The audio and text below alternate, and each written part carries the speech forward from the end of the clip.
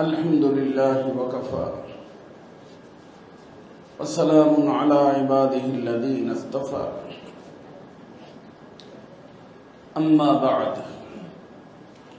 قال رسول الله صلى الله عليه وسلم ألا إن في الجسد لمضغة إذا صلحت صلح الجسد كله وإذا فسدت فسد الجسد كله ألا وهي القلب أو كما قال عليه الصلاة والسلام محترم و مکرم حضرات علماء کرام معزز حاضرین عزیز طلبا আল্লাহ রব্বুল ইজ্জতের বহুত বড় ইহসান ও মেহেরবানি আল্লাহ পাক আমাদের সকলকে এই দ্বীনি মাহফিলের মধ্যে আসার এবং বসার তৌফিক দিয়েছেন।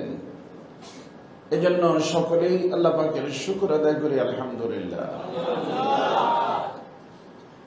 বর্তমানে আমাদের সমাজের যে সমস্ত ওয়াজ মাহফিলগুলো চিল্লা চিল্লি একটু বেশি হয়,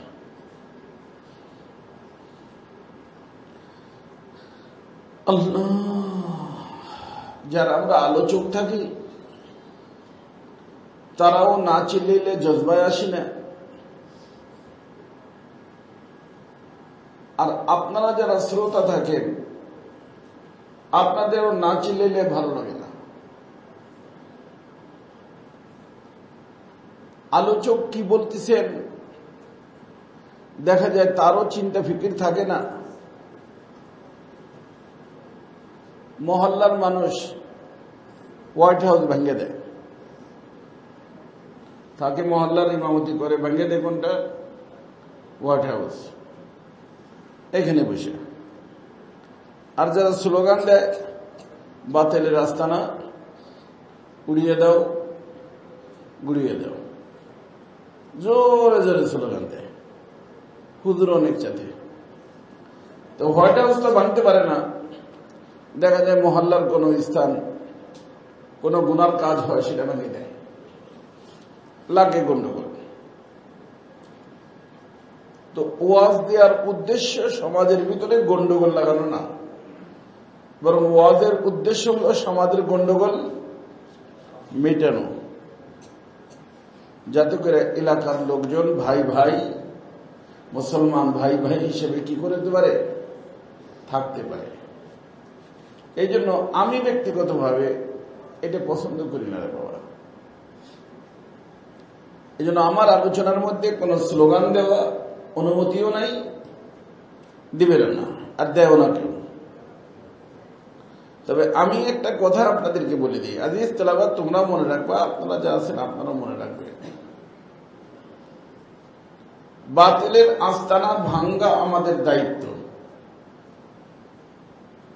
কিন্তু প্রথম নম্বর বাতিলের আস্তানা ভাঙতে হবে নিজের ভিতর থেকে। কোন জায়গা থেকে? নিজের মধ্যে।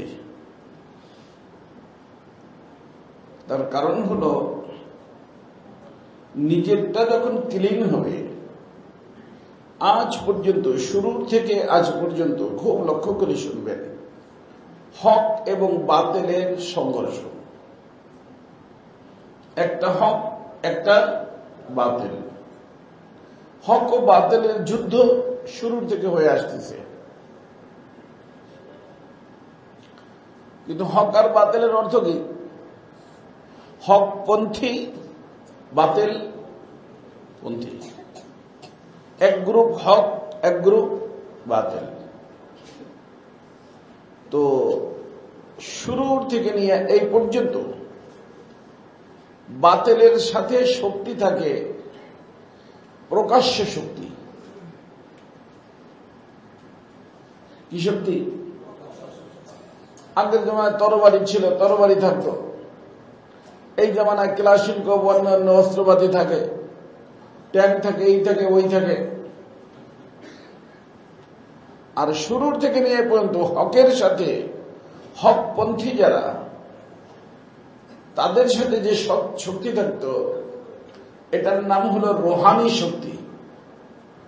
কি শক্তি?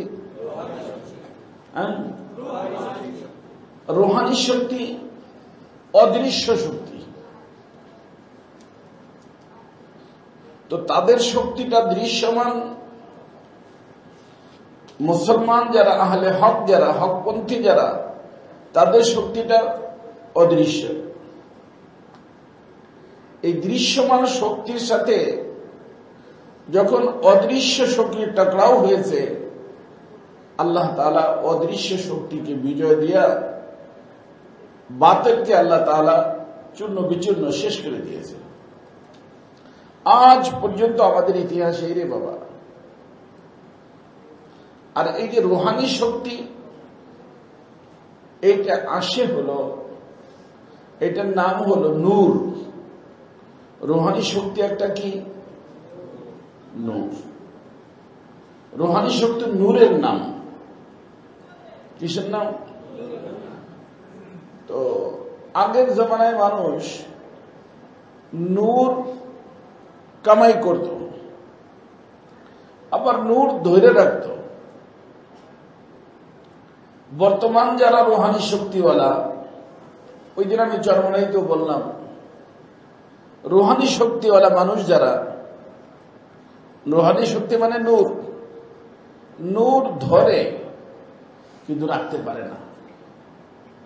কি করতে পারে না? রাখতে পারে না। যার কারণে যখন ময়দানে যায়, হাবা মনসুরা, কোনো কাজ হয় না, ডান্ডা খাইয়া, পিটান পাটান খাইয়া জেলে যায়, ঘুরে ঘুরে চলে আসছে।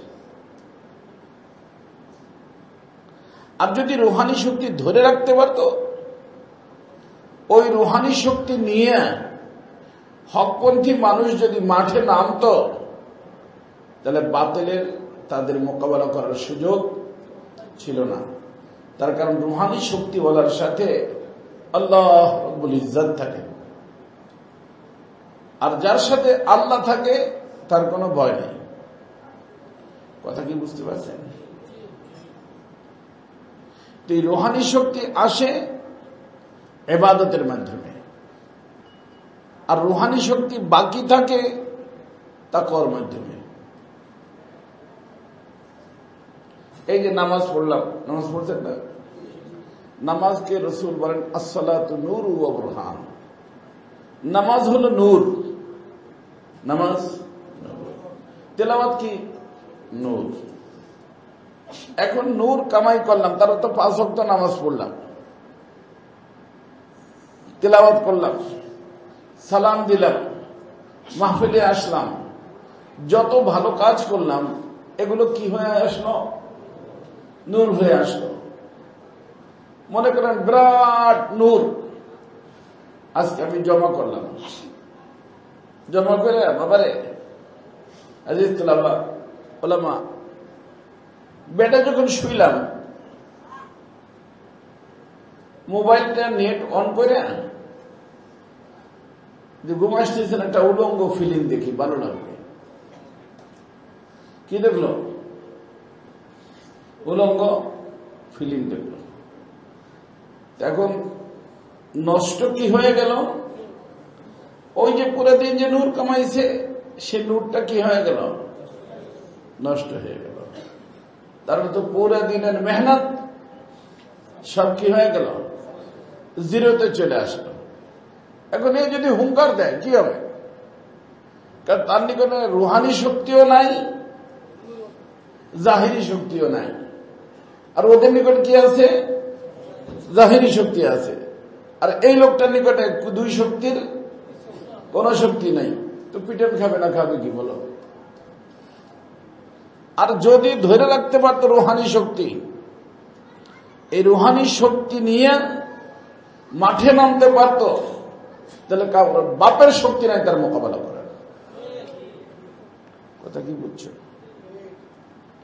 আজকে আমাদেরকে এই জন্য রুহানি শক্তি খতম করার জন্য আগেও চেষ্টা চলছে। ওমর ফারুক রাদিয়াল্লাহু তাআলা আনহু মুজাহিদিনদেরকে পাঠাইছেন যুদ্ধ করার জন্য। তখন তারা একের পর এক এলাকাকে ফাতা করে চলে যাচ্ছিল। তাদের পাদ্রীর সাথে কথা বলছিল, ব্যাপার কি? আমাদের সৈনিকরা অনেক বুদ্ধিমান, প্রশিক্ষণ প্রাপ্ত, এই মুসলমানদের নিকট পারতেছে না, কারণ কি? তখনই বলছেন যে শোনো, এদের সাথে পারতে হইলে আমার একটা কথা শোনো। কি কথা? তোমাদের যে সুন্দরী মেয়েগুলো আছে, ধর্ম দেখো, দিন দেখো, তোমাদের মাযহাব দেখো, মেয়ের ইজ্জত দেখো না, এদেরকে মেকআপ শেকআপ করে এই মুজাহিদিনদের ভিতরে পাঠায় দেবে। আর তাদেরকে যদি কোনো ব্যক্তি এনজয় করে, ওকে করে দিতে বলবা, না করে না যাও। পাঠিয়েছে কমান্ডারের, ওমর আগের কমান্ডারের সাথে কি হয়ে গেছে, একজনের সম্পর্ক হয়ে গেছে। কয়েক হাজার মুসলমান 100 শহীদ দিয়ে গেছে। মুসলমানদের শক্তি হল রুহানি। এই রুহানি শক্তি নষ্ট হয় কিসের দ্বারা? গুনার দ্বারা। কিসের দ্বারা? 1 মণ দুধের জন্য 1 ফোঁটা চনা যথেষ্ট, বলে না? দুধ কট্টু, চনা 1 ফোঁটা, শেষ। এখন হলো দুধ নাই, দুধ বলে বিক্রি করা যাবে না, দুধ বলে খাওয়া যাবে না। তো এইটা হলো আমাদের বর্তমানের সমস্যা। সব তবকার মানুষকে এই ইংরেজরা গুনার ভিতর লাগাই দিয়েছে। আব্দুল্লাহ বিন হুযাফা সাহমী রাদিয়াল্লাহু তাআলা সম্পর্কে আপনারা ঘটনা জানেন। যখন পারস্য সম্রাটের ওখানে উনি আসছিলেন ওমর রাদিয়াল্লাহু তাআলার যুগে, তরবারি যুদ্ধ করতে করতে ভেঙে গেছে, ধারের সাইড কি হয়ে গেছে, আর ওদের তরবারি ঝকঝক করতেছে। গেটে এসে পরিচয় দিছে যে আমরা মদিনার থেকে আসছি, সম্রাটের সাথে দেখা করতে চাই। তখন তারা মজাক করে বলছে, এই যে মানুষ বলে না, ইয়ে মুহ আর মুসুর কি ডাল, এই মুখে তোমরা মুসলমান, এই মুখে পারস্য সম্রাটের সৈনিকদের সাথে, বিশ্বের বড় শক্তি, তাদের সাথে যুদ্ধ করতে যাও, এই তোমাদের তরবারির অবস্থা। তখনই বলছেন যে দেখো, আমরা তরবারিতে লড়ি না, তরবারি এখন রাখতে হয় তাই রাখি। আমাদের শক্তি হলো আল্লাহ পাক আমাদের বাহুর ভিতর দান করেন, আমরা সেই শক্তিতে লড়ি। একটু দেখাও, তোমাদের ভিতর থেকে সবচেয়ে ভালো শক্তিশালী কোন ব্যক্তিকে আনো, দেখাই। নিয়ে এসছে যে মুসলমানদের নারায়ে তাকবীর, আল্লাহু আকবার। আল্লাহু আকবার মানে কি? আল্লাহ সবচেয়ে মহান। এরপর ইয়াকিন আমার তো থাকতে হবে, বুঝলেন নাই? আমার ইয়াকিন যদি আল্লাহ বড় এটা না থাকে, তাহলে আমার তাকবীরে কি কাজ হবে রে বাবা? আর আমার যদি ইয়াকিন থাকে আর আল্লাহ আমার সাথে থাকেন, আমি যখন আল্লাহু আকবার বলবো তো সব বাতিল খতম হয়ে যায়। তখন উনি তরবারি নিয়ে ওই একটা আনছে, দে মাঠ, তার ঢাল দ্বিখণ্ডিত হয়ে গেছে। আশ্চর্য হয়ে গেছে, কি খবর, একই ব্যাপার। উনি বলছেন যে দেখো, আমাদের তরবারির পরে আমাদের ইয়াকিন নাই, আমাদের ইয়াকিন হলো আমাদের আল্লাহর উপরে। কার উপরে? আল্লাহর উপরে। তো বাবারে,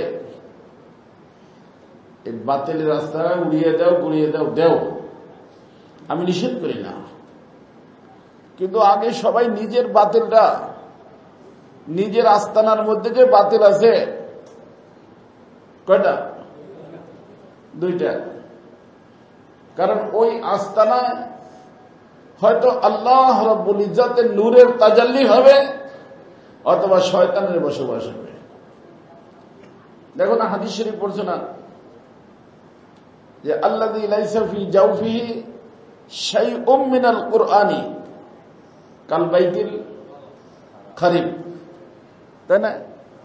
যেই কলবের ভিতরে কোরআনে কারিমের বাতি নেই। কিসের বাতি? কোরআনে কারিম হলো নূর। এই কোরআনে কারিম যে কলবের ভিতরে নাই, ওই কলবটা কেমন? কাল বাইতিল খারিব, বিরান ঘরের মতো। বিরান ঘরে ভূত প্রেত থাকে না? ভূত প্রেত থাকে না? যখন মানুষ ঈদের সময় বাড়ি যায়, তখন ওই এলাকার লোকদেরকে, ভাই বেড়াদার যারা আছে, চাচাতো ভাই বলে, ভাই আমার ঘরটা একটু ঝাড়ু মাড়ু দিয়ে পরিষ্কার পরিচ্ছন্ন করে রাখিস, পারলে একটু কোরআন শরীফ পড়িস, আবার কত করে একটু মিলাদ দিস, বলে না? কারণ আমরা আসতে যাচ্ছি, 1 বছর আসি না, ঘরের ভিতরে তো জিন ভূতের কি হয়ে গেছে, আটসানা হয়ে গেছে। তো রাসূল বলেন যে যেই কলবের ভিতরে কোরআনের বাতি নাই, অন্ধকার হয়ে গেছে, সেই কলবের ভিতরে, সেই কলবটা কেমন? বিরান ঘরের মতো। বিরান ঘরে যেরকম শয়তানের আড্ডা, যেই কলবের ভিতরে কোরআন নাই, নূর নাই, সেই কলবটা কার আস্তানা? শয়তানের আস্তানা। তার সাথে সঙ্গ দেয় কেটা? নফস। তো কয়টা শত্রু? 2টা শত্রুর আস্তানা কোথায়? কার কার কলবে? এই যে মোহতামেশ্বর আছে না, মোহতামেশ্বর কলবের ভিতরে আছে, আমার কলবেও আছে, আপনার কলবেও আছে, সবার কলবের ভিতরে আছে। তো এই 2 শয়তানকে, 2 শত্রুকে যদি আমরা ওখান থেকে ভাগায় দিতে পারি, আর লা ইলাহা ইল্লাল্লাহ নূর দিয়া ওই কলবকে স্প্রে করতে পারি, তাহলে ওই কলবটা পরিষ্কার পরিচ্ছন্ন হইয়া এমন পজিশনে চলে আসে যে কলবের যে মালিক, তাকে বলা যায়, মালিক হারচে কারা বোয়াদা ফির কাদামাস, আমার দ্বারা যতটুকু পরিষ্কার পরিচ্ছন্ন করা এবং তাকে নূরের স্প্রে করা সম্ভব, ওটা আমি করছি। এখন আপনি আসুন, আমার কলবের ভিতরে আপনি আসন গ্রহণ করুন। हर तमन्ना दिल से रुखसत हो गई, अब तो आ जाओ, अब तो खलवत हो गई। আল্লাহ শিরিক পছন্দ করেন না। আল্লাহর নিকটে সবচেয়ে বেশি অপছন্দনীয় শিরিক। আল্লাহ বলেন তোমার কলবকে খালি করো, আমাকে পাইতে হলে খালি করো। খালি যখন করতে পারবো, মওলা যখন কলবের ভিতর আসন গ্রহণ করবেন, তখন আমি ঝুপড়ির ভিতর থাকি আর বিল্ডিং এর ভিতর থাকি, মাদ্রাসার ভিতর থাকি, আমার কলবের যোগাযোগ আল্লাহ পাকের আরশ পাকের সাথে থাকবে। কোথায় থাকবে?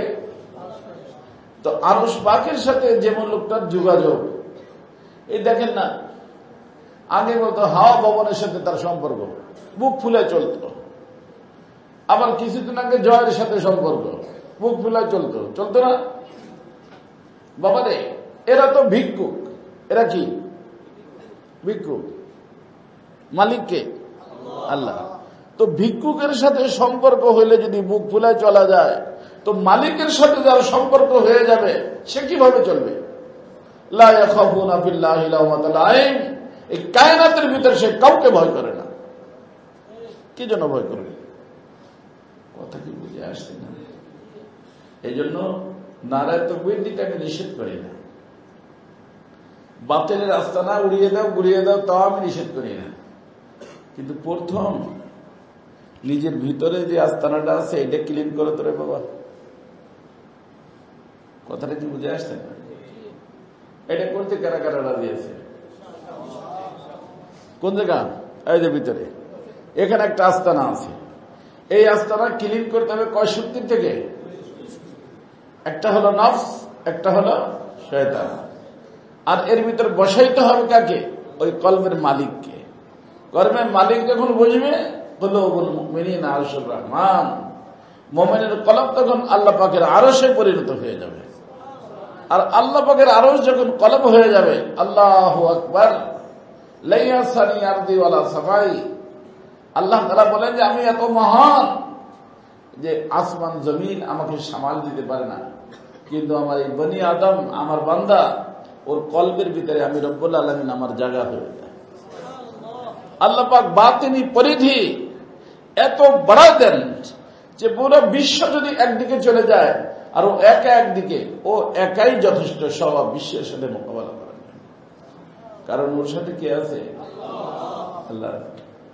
এই যে ট্রাফিক পুলিশ দেখেন না, একা একা রোডে দাঁড়ায় থাকে, তাই না? ওদিক থেকে গাড়ি আসতেছে 10, 15, 20 খান, ওতে 20-30 ড্রাইভার আছে, প্যাসেঞ্জার আছে, লোকজন বেশি না, গাড়ির তো শক্তি আছে। হাত উঠে সব দাঁড়ায় যায় না, আবার চলে। বেশি স্পিডে থাকলে হার্ট ব্রেক করে। কেন? হাত উঠেছে যে ওর হাতে এত শক্তি, সব গাড়ি দাঁড়া করে দিয়েছে। কি বলেন? ওর শক্তি হাতের ভিতরে, ও হাত উঠছে, সব মানুষ জানে ওর হাত না, পিছনের শক্তিতে হাত উঠেছে। সে শক্তি কোথায়? সরকারের শক্তি। এর হাতকে অবমাননা করার অর্থ সরকারকে অবমাননা করা। সরকারের সাথে মোকাবেলা করে আমরা পারবো না, যার কারণে শক্তিশালী প্যাসেঞ্জার, শক্তিশালী ড্রাইভার প্যারাডো গাড়ি নিয়ে দম করে দাঁড়া যায়। ওর হাতে তো করে না, ওই হাতের পিছনে কি আছে? শক্তি আছে। তো যেই ব্যক্তির হাতের ভিতরে আল্লাহ রাব্বুল ইজ্জতের শক্তি থাকবে, ও যদি হাত উঠায়, কারো বাপের শক্তি আছে হাতে বাড়াবে। কিন্তু বর্তমানে আমরা শক্তি কামাই করি, কিন্তু ধরে রাখি না। এই যে ওয়াজ মাহফিলে আসছেন, শক্তি কামাই করলেন, নূর কামাই করলেন, নামাজ পড়ছেন, নূর কামাই করলেন, এর নাম হলো আতায়ে নূর। কিন্তু দেখা যাবে রোডে নামছেন, রোডের ভিতরে ফিল্মের কাগজ লাগানো, উলঙ্গ মেয়ের কাগজ লাগানো, বা মোবাইল তো সবার হাতের ভিতরে আছেই, শুয়ে মোবাইলটা অন করে দেখতে দেখতে ঘুমায় গেলেন। বুঝলেননি? এই যত শক্তি নিয়ে গেলেন, সব শক্তি কি হয়ে গেছে? বিরিয়ানি খুব খাইছেন, শক্তি বানাইছেন, কিন্তু কয়েকবার পায়খানা হয়েছে, পাতলা পায়খানা, কি হয়ে গেছে? শেষ হয়ে গেছে, তাই না? এরকম আমাদের গুনার পাতলা পায়খানা হয়, সমাজ হুজুরদের হয়, গায়ে হুজুর যারা তাদের হয়। এই জন্য শক্তিকে ধরে রাখতে হবে, তাহলে আহলে হক হওয়া যাবে। শক্তিকে আহলে হক হওয়া যাবে। আর শক্তি ধরে রাখার জন্য দুইটা কাজ। কয়টা কাজ মনে রাখতে পারবেন? নেকি অর্জন, গুনাহ বর্জন। বলেন, নেকি অর্জন, নেকির কাজ ছাড়বো না, গুনার কাজ করব না। তো নেকির কারণে শক্তি আসবে, আর গুনাহ বর্জন করার কারণে নেকির স্টক বাড়বে, নষ্ট হবে না। তো নেকি অর্জন, গুনাহ বর্জন। নেকির কাজ ছাড়বো না, গুনার কাজ করবো না। ছোট নেকিও ছাড়বো না, বড় নেকিও ছাড়বো না। ছোট গুনাহ করবো না, বড় গুনাহ করবো না। যদি নেকির কাজ ছুটে যায় অথবা গুনার কাজ হয়ে যায়, সাথে সাথে তওবা ইস্তেগফার করে আল্লাহ তাআলাকে রাজি এবং খুশি করে নিব। এইভাবে যদি চলতে পারেন, একটা মাস চলেন, তারপরে দেখেন আপনি আপনার ভিতরে কত শান্তি পান। ঘুম আসে না, ঘুম আসবে, অশান্তি বোধ হবে না। আলহামদুলিল্লাহ, জান্নাতের শান্তি আল্লাহ তাআলা গাছতলার ভিতরে দিবেন। माना कि मीर गुलशन जन्नत तो दूर है, लेकिन आरिफ है अपने दिल में खालिक जन्नत को लिए हुए। अच्छा, জান্নাত বেশি শান্তির জিনিস না জান্নাতের মালিক বেশি শান্তির? তো এই যে তরিকা বললাম না, এই তরিকা করলে জান্নাত তো যাবেন পরে, এই তরিকা করলে দিলের ভিতরে জান্নাতের মালিককে পেয়ে যাবেন। তো যে ব্যক্তি জান্নাতের মালিককে পেয়ে গেল, তার আবার কোনো সমস্যা আছে বাবা? वो शाहे दो जहां जिस दिल में आए, मजे दोनों जहां से बढ़ के पाए। মওলা পাক যখন কারো কলবের ভিতরে আসন গ্রহণ করবেন, দোনো জাহানের স্বাদ কি জিনিস, সমস্ত স্বাদকে ভুলে বাস মাওলার নামের মজার ভিতরে আল্লাহ পাক তাকে এক মসজিদ দান করে দিবেন। পারা যাবে? আমি আর বেশি বলবো না, আর বেশি হয়ে গেছে। কারণ আমাদের এই দূর থেকে আসতে যতটুকু সময় লাগে, এই যাত্রা বাড়ি সেই সময় লাগে। 1 ঘন্টা বসে থাকা লাগে, কোনো সময় 2 ঘন্টা বসে থাকা লাগে। আল্লাহ হেফাজত করুক। কথাটা কি বুঝছেন? আজকের থেকে একটা সবক মুখস্থ থাকবে, গুনাহ নেকির কাজ ছাড়বো না, গুনার কাজ ছোট নেকিও ছাড়বো না, বড় নেকিও ছাড়বো না। ছোট গুনাহ করবো না, বড় গুনাহ করবো না। যদি নেকির কাজ ছুটে যায় অথবা গুনার কাজ, কারণ হইতে পারে ওই যে বাতিল আছে কয়টা, একটা ভিতরে একটা বাহিরে, করাই দিতে পারে। করাই দিলে তওবার জন্য বিলম্ব করবেন না, যে হুজুরের হাতে দেয় তওবা করে আসবেন না।